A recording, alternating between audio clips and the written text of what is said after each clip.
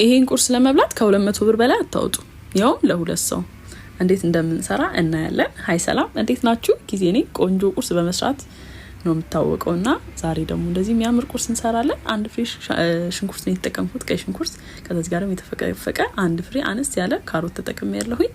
ከዛ እዚህ ጋር ደግሞ 2 የተፈቀፈቀ ቲማቲም፣ እዚህ ጋር አንድ ፍሬ ሽንኩርት፣ ጫው።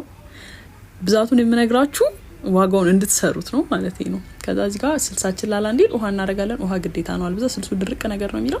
3 እንቁላል ተጠቅሜያለሁ። እንቁላል 30 ብር፣ 3ቱ 90 ብር ማለት ነው። ከዛ እንደዚህ በጣም አናቀላቅለው፣ ነካ ነካ እናደርገዋለን። ለየት የሚያደርገው እዚህ ጋር ቺዝ ነው። ይሄ ክሬም ቺዝ ነው፣ ቤት ውስጥ ነው ያዘጋጀሁት። ይሄ የምታዩት ከግማሽ ሊትር እዚህ ላይ ተጠቀምኩት፣ ከግማሽ ሊትር ያወጣሁት ክሬም ቺዝ ነው።